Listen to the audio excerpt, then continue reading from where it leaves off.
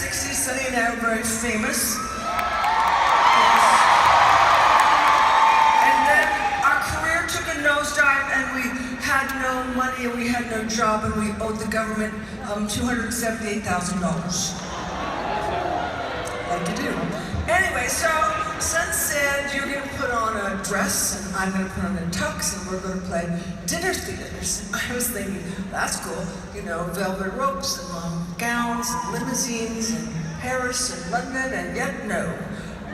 We played someplace called the Elmwood Casino in Windsor, Ontario, and there were hookers and it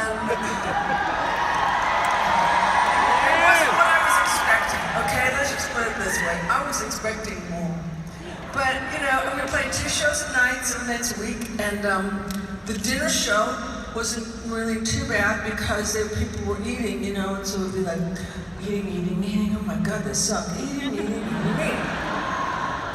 But then the midnight show, when the 4 people showed up, it was terrible. And I always thought, you know, that, well, the drunker they got, the more talented we will sing, you know? But it never worked out that way. So one night I just got pissed and I turned around and I started to make the band laugh and somebody thought that was hysterical. So, did you watch the Sonny and Cher show? So the monologues that we used to do on the Sonny and Cher show were monologues that we made up on those horrible diving places, but so it all worked out. So when Son and I broke up, that's kind of what I did, you know? I learned how to do it that way. You say something, and if it has a thought, and if people think it's funny, you keep it, and if not, you kick it to the curb. But when I started my show in Vegas a little while ago, I couldn't think of anything to talk about. And then I thought about telling you the 2 nights it took me to turn 40. And people seem to like it, so I'm going to tell you that. Okay. So it was the night before Christmas. No. So it was the night before my birthday. And that was the 19th of May. And I was at my favorite club in New York. It was called Heartbreak. And I was with my best friend, Paulette. And we were sitting on these little banquettes, you know those leather little banquette things, and you're not supposed to sit on the top, but we were sitting on the top. So we were sitting on the top and we were very like, you know, perchy.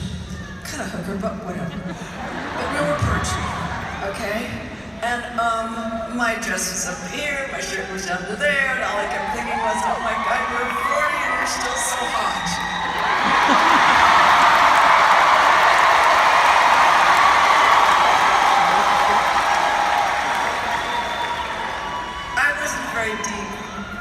But I was cute. Okay, so also I was about to do a film with Nicky Cage, you know, Moonstruck. And he was 21, you know, and no one said, oh my God, keep the old woman away from him. Actually, I looked better than he did.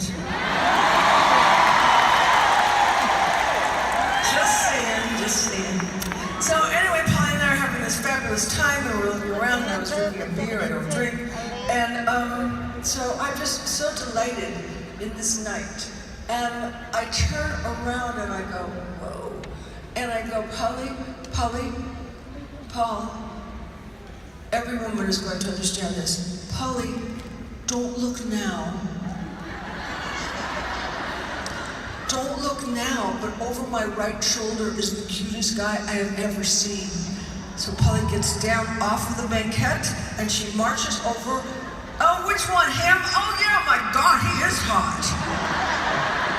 So I punched her on the arm and she had bruises for days. Anyway, his name was Robert Camilleri, and that's another long story. All right. So that night we flirted with each other, but it wasn't working out, so I got bored and left and went home.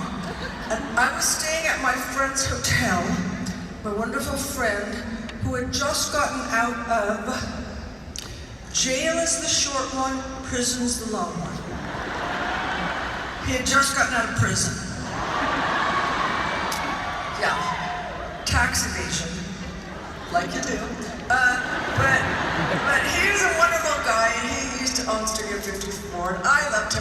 I don't have anything to do with tax evasion, so I don't care. All right, so I went to sleep dreaming wonderful dreams of being 40 and how exciting my life was and blah blah blah blah blah blah. And then in the morning, the telephone rang, and I said hello, and the man said hello, and I said, okay, your turn.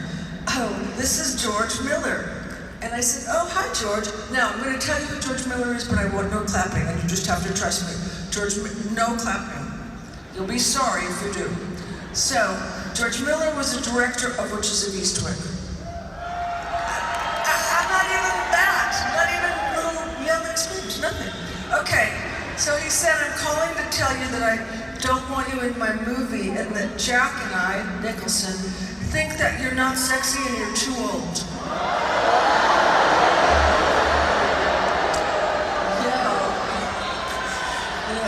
Good morning, 40. It was devastating, I have to tell you.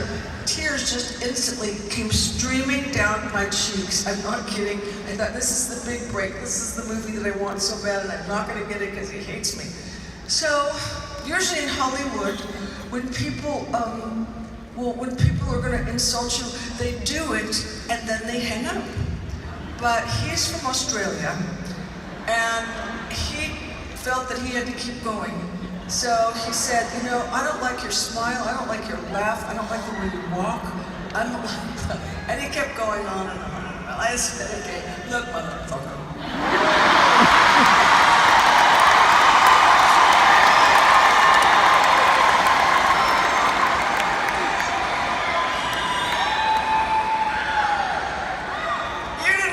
Under a rock. I was nominated for Silkwood.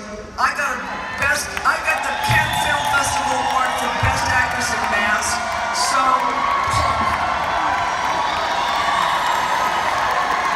but I got really tough until I hung up, and then I was still devastated, and the tears were just rolling down my cheeks, and then I was sobbing, and then all of a sudden I thought, oh my God. These are fabulous tears. These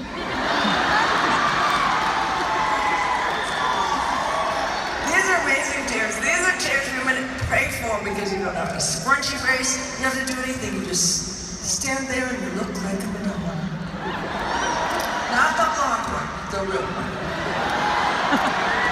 Okay, so then I thought, oh, Cher, you're sick. Okay, so then I just lost my biggest job, and you're thinking about your tears and what's the deal. And then at that moment, my kids came in with my cake.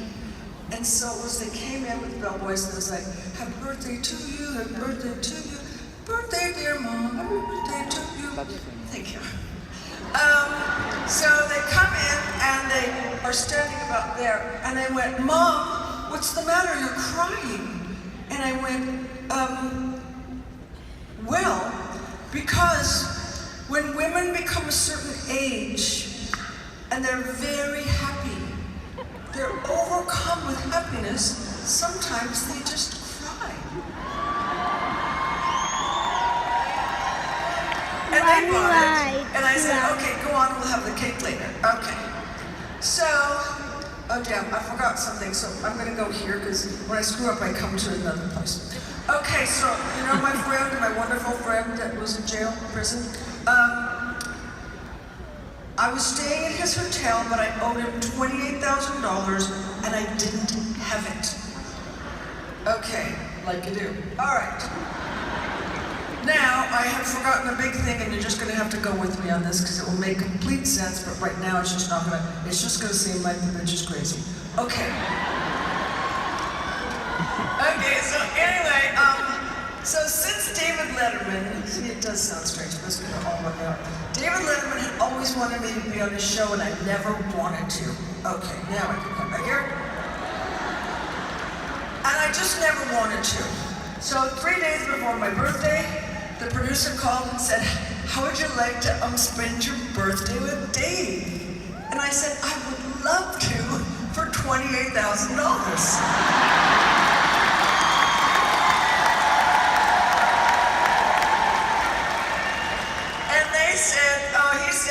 We don't do that. And I said, well, then neither do I. So he called back in 20 minutes. minutes, and he said, okay, we'll do it. And I'm thinking,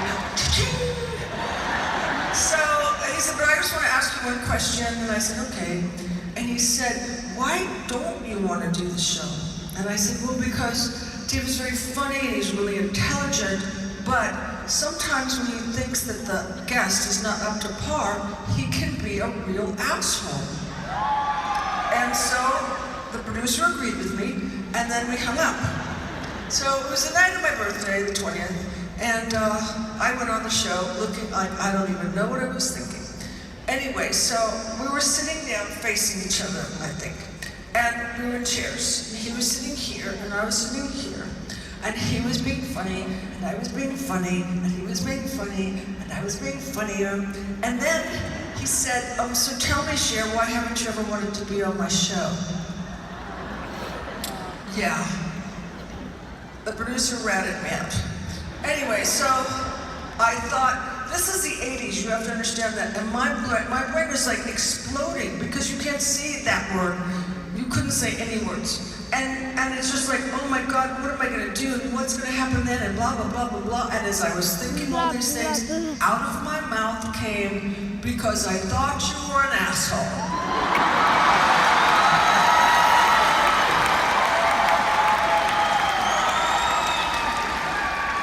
He said he was traumatized for 5 years. And I believe him. But he's a nice guy. He even, like, he sends me flowers or birthday cards. He sent me a birthday card on my last birthday, and it was really lovely. It was a beautiful card, and then he wrote in script, okay.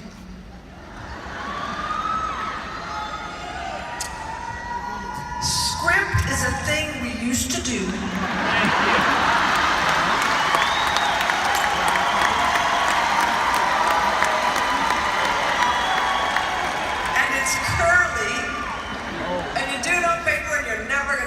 Okay. So it was a beautiful card nonetheless, but at the bottom it said, P.S. My mom always likes Sunny better. So I thought, well, he's harboring, obviously. So that was then, and I was 40, and this is now, and I'm not. And I hate women who say, oh, you know, I've found myself now, and I know who I am, and I really appreciate myself, and as I've grown over, bullshit. Okay? I appreciated myself at 40. I'm just hanging on now. I didn't know Cher says Christmas.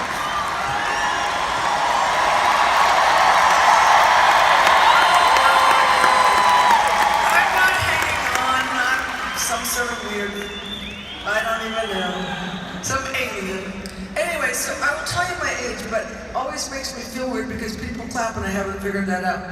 So now I am 72.